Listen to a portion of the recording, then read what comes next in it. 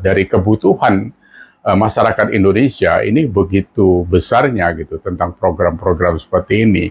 Jadi ini nanti kalau beliau insya Allah jadi presiden, ini sudah tinggal di copy paste saja. Jadi dari banyak program yang dilakukan beliau, ada 50 program kalau tidak salah yang begitu mengena, itu semuanya bisa di copy paste, itu dilakukan nanti di setiap provinsi gitu.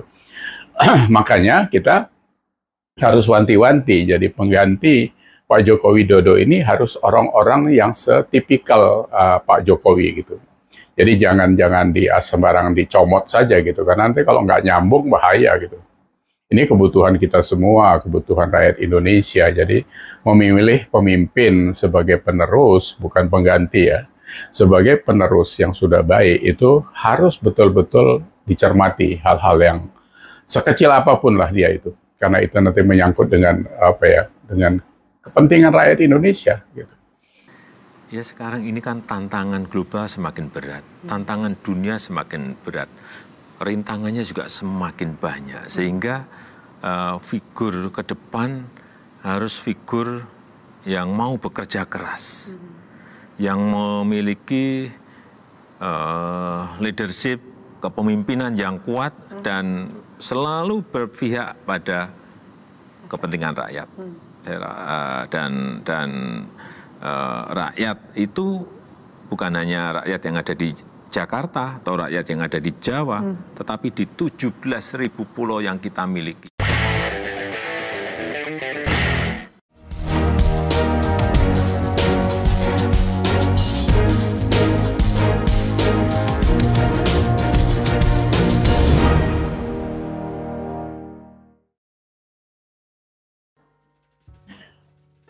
Semangat Indonesia, selamat siang.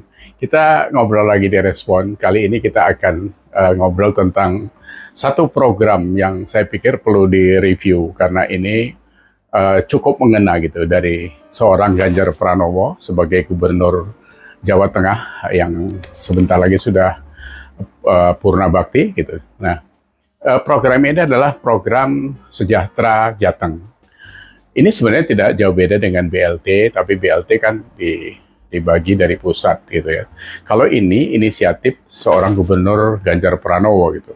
Dimulai dari 2016, itu mengcover 79.000 orang. Nah, yang disasar ini adalah lansia, terus difabel, keluarga miskin.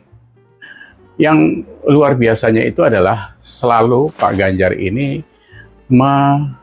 mengangkat satu program-program yang begitu mengena. Seperti yang pernah saya sampaikan, yang kita bahas itu adalah tentang zakat ya. Zakat ASN itu tahun 2014 itu dimulai dari 110 juta terkumpul, tapi di end of 2022 zakat itu sudah sampai mencapai 82,6 miliar. Itu dahsyat sekali memang. Jadi ini kan apa? Ini yang dikerjakan seorang yang punya empati, seorang yang punya inisiatif, seorang yang punya atensi terhadap kesejahteraan rakyat, kesejahteraan warga-warga yang dibinanya waktu itu atau di cover oleh pemerintah di Jawa Tengah gitu.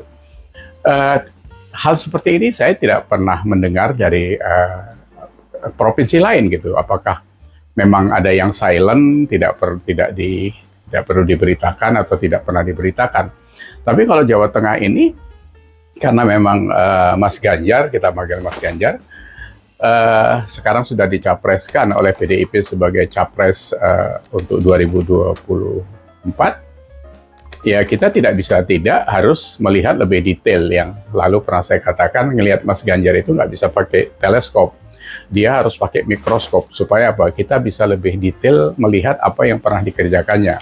Apa sih karya-karya seorang Ganjar sehingga kita harus memerlukan itu untuk kita memutuskan memilih beliau sebagai presiden itu landasannya jelas gitu. Jadi kalau kita sekarang sudah kampanyekan bahwa Ganjar Pranowo adalah penerus Joko Widodo itu tidak sia-sia gitu. Artinya kita juga tidak jualan kaleng kosong gitu. Nah, kalau yang kaleng-kaleng kita jual kan bahaya ini gitu, karena ini menyangkut dengan apa ya, dengan rakyat Indonesia nantinya gitu. Jadi kalau sekarang apa yang sudah dilakukan di Jawa Tengah itu menunjukkan apa ya, atensi beliau terhadap masyarakat, terhadap warganya dari hal-hal kecil seperti itu. Belum lagi yang menyangkut anak muda, kalau tidak salah saya juga ribuan pelatihan tenaga kerja, terus bantuan anak sekolah yang mau kuliah dari luar daerah itu ditampung di Semarang atau di Jogja, saya tidak tahu, tapi itu dibiayain oleh Pemda Jateng gitu.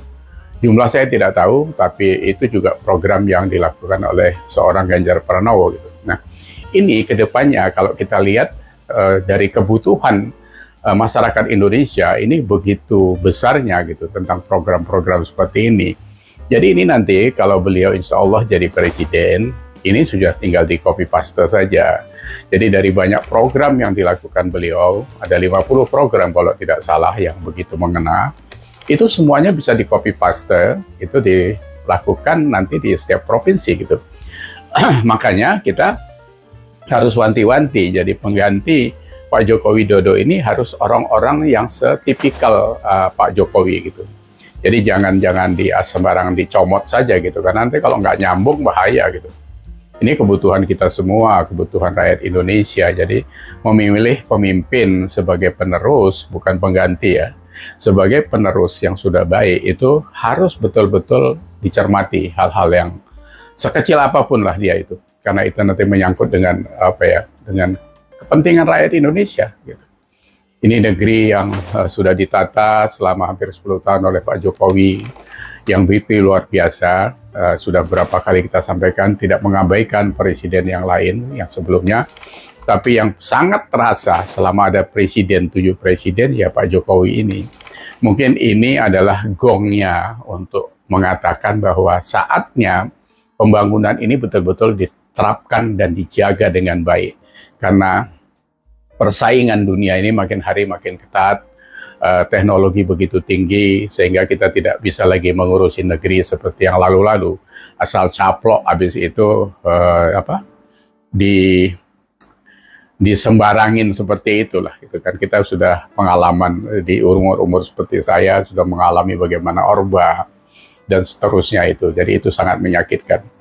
Soal yang lain-lain masih tercecer sudah pasti, karena ini sebuah negara besar ya. Korupsi masih banyak, itu kita sadari semua. Jadi karena apa ya, tidak bisa hilang mungkin korupsi itu, atau paling bisa ya diminimais saja gitu. Karena apa? Karena ongkos berpolitik di Indonesia ini lumayan mahal sekali. Jadi yang diuber-uber ya sumbernya dari situ saja, yang seperti saya katakan itu. Jadi bisa-bisa memang ya semuanya dibiayain APBN gitu kan. Jadi termasuk pemilu ini ya kita harus wanti-wanti kepada generasi muda bahwa pemilu 76 sampai 100 triliun ini yang dibiayain oleh negara, dan itu uangnya rakyat. Jadi kalian-kalian yang muda-muda ini harus berbondong-bondong ke TPS, menyoblos atau memilih pemimpin penerus Jokowi dengan benar gitu. Kami remind ke Anda semua bahwa yang kita rekomen adalah Pak Ganjar Pranowo sebagai penerus Joko Widodo. Itu clear. Jadi harap itu dicamkan, karena jangan kalian bermalas-malasan. Nanti akibatnya kita menerima ganjaran yang tidak baik dari apa ya, kalau salah pilih itu gitu ya.